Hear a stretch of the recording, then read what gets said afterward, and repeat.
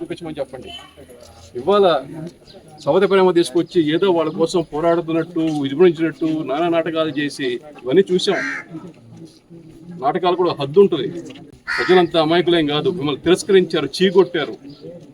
మీరు చేస్తున్న యాపగింపు చర్యలకు కానీ, నాటకాలకు కానీ, అబద్ధాలకు కానీ, కళ్ళబుల్లి మాటలకు కానీ కూడా పడేవాళ్ళు లేడు.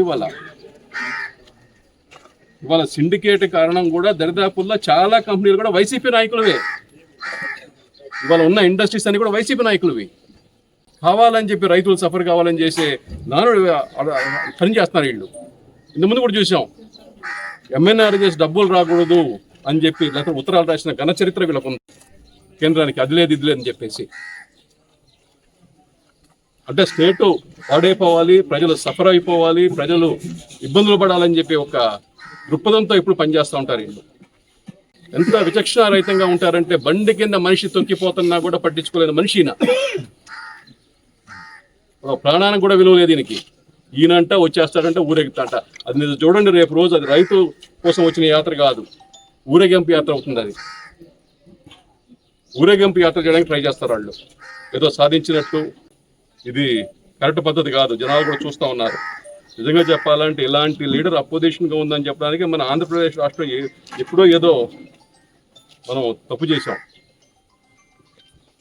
ఎందుకంటే అందరూ ఉంటారు, అన్ని ఎక్కడన్నా 2 పార్టీలు ఉంటాయి, 3 పార్టీలు ఉంటాయి, ఒకరు కాకపోతే ఒకళ్ళు వస్తుంటారు. కానీ ఇక్కడున్నంత ఘోరమైన అపోజిషన్ మనం ఎక్కడ చూసి ఉంటాం. నిజంగా ఈ పిచ్చి దాని తిరిగి ఆయనకి పిచ్చి ఎక్కిందా లేకపోతే ఆయన నుంచి ఏం పిచ్చి ఎక్కిందో నాకు తెలియట్లే. ఏం మాట్లాడతారో తెలియదు. అసలు వాళ్ళు మాట్లాడితే వాళ్ళని ఇంటర్లేదు కూడా అర్థం కాకుండా ఉంది అప్పుడప్పుడైతే వాళ్ళు చెప్పే మాటలు. ఆయన అంటాడు, నాకు ఎలాంటి పత్రికలు లేవు, ఎలాంటి ఇవి లేవు అంటాడు. ఏం పత్రికలు లేవు నీకు అంటే ప్రజలు పిచ్చోళ్ళు అనుకుంటున్నావా? ఏమనుకుంటున్నారు అసలు మీరు గురించి? సాక్షి ఏంటి? సాక్షి పేపర్ ఏంటి? ఇష్టం వచ్చినట్టు రాస్తావు.